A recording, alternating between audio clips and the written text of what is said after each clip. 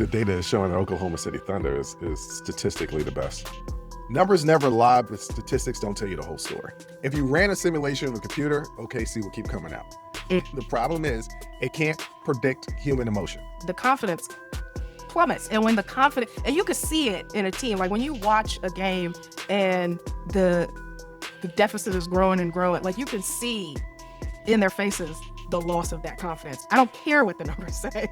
As a 90s kid, I'm telling you, the Bulls win. Period.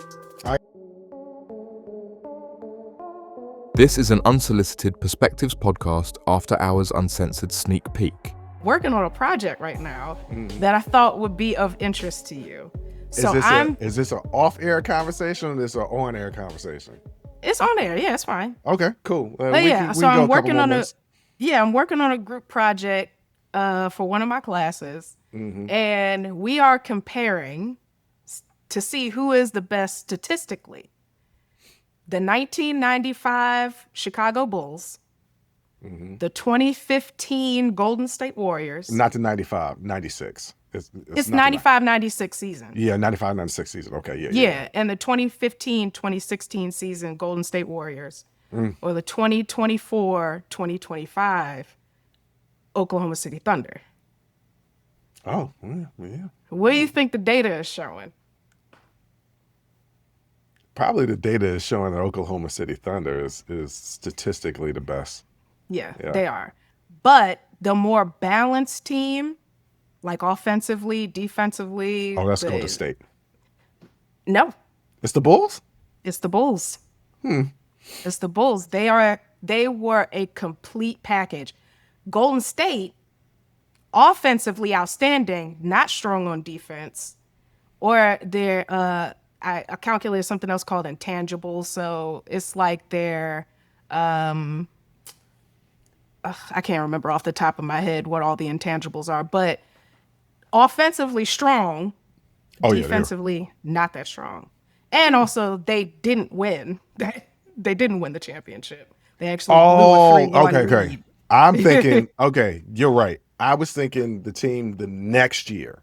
The next year added Kevin Durant, but okay, yes, yeah.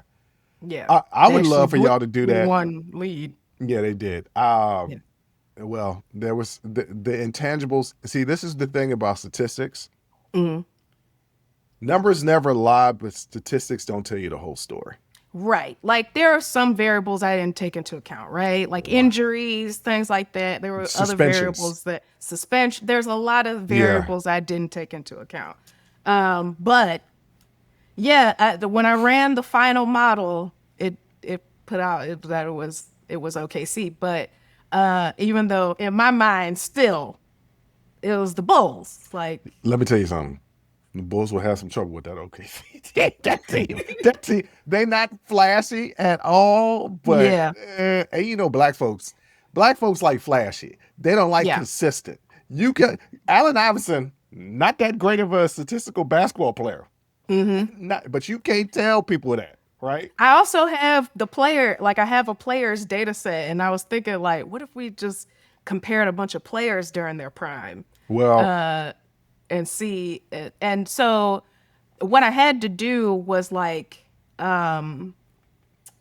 sort of like standardize it because they're different eras, right? And the game is different in each of those three eras. Pace of play, I had rules, the pace, all everything. this. So I had to take all of that into consideration and I standardized them. So then the picture that I'm presenting is if they were all playing in the same era. So, but all playing in the same era. Yeah, OKC came out and I was very surprised because I still, in my mind, and I'll still argue this, that it was the Bulls. Statistics. And it's just because I'm a 90s kid. Yeah. If you ran a simulation on a computer, OKC will keep coming out. The problem is it can't predict human emotion. Right. And that's like Moneyball. What you're doing is Moneyball. Adam's got me. I've never seen it before. Our brothers got me watching it right now. I had to pause it so I could do the show. It's so good. See? I love it. And then you should read the book. Because the movie is good, but the book breaks it all down.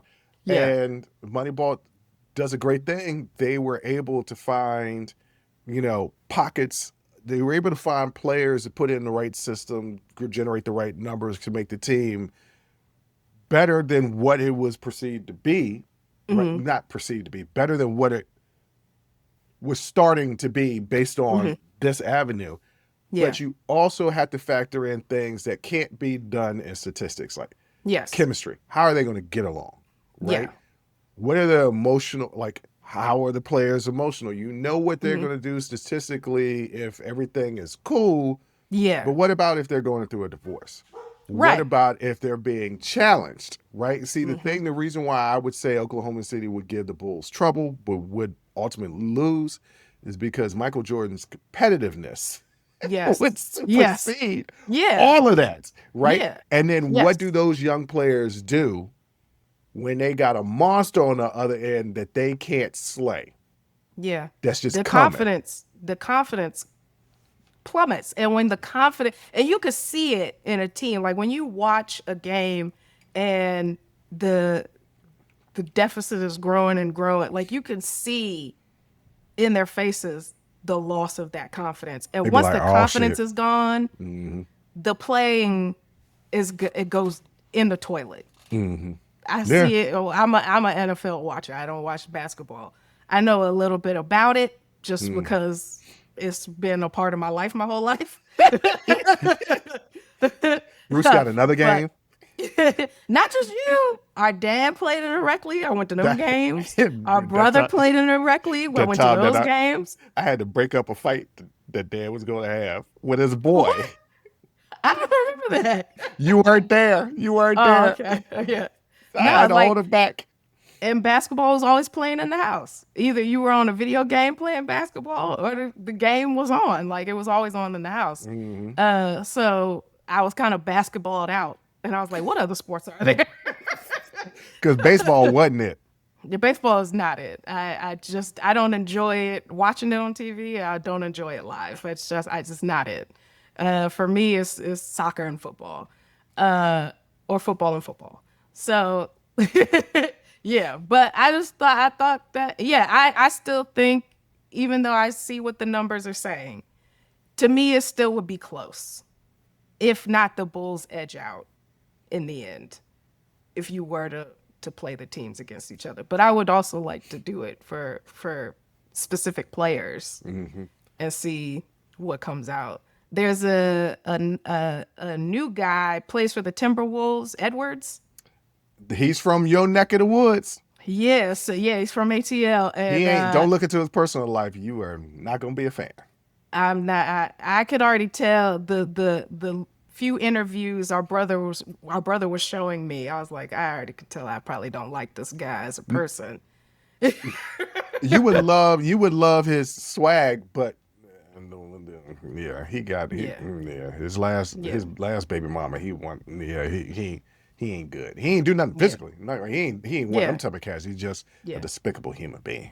Yeah. So I already saw that there was a couple different ladies with kids at his house. So I was like, okay, I see what's going on. I see how it is here. Okay.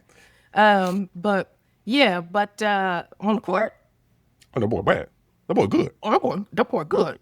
So I would love to, there's Michael Jordan comparisons with him. So I would love to see, but to me, like, the reason Michael Jordan is because he's such a phenomenon, and I don't think you could really quantify his talent. And so, what the numbers will show, I don't know. But, like, I think it's just because his mentality is so different. And you're right, the competitiveness, the things that drive him, like, I can't quantify that. So my work will always be kind of lacking in that way. But I was surprised that OKC for that. But I'm still gonna argue. Look, I know what my numbers say, but I know what the numbers say. I don't care what the numbers say. As a 90s kid, I'm telling you, the Bulls win. Period. Thank you for watching this After Hours Uncensored sneak peek. Check out more shows on our Patreon page and YouTube membership.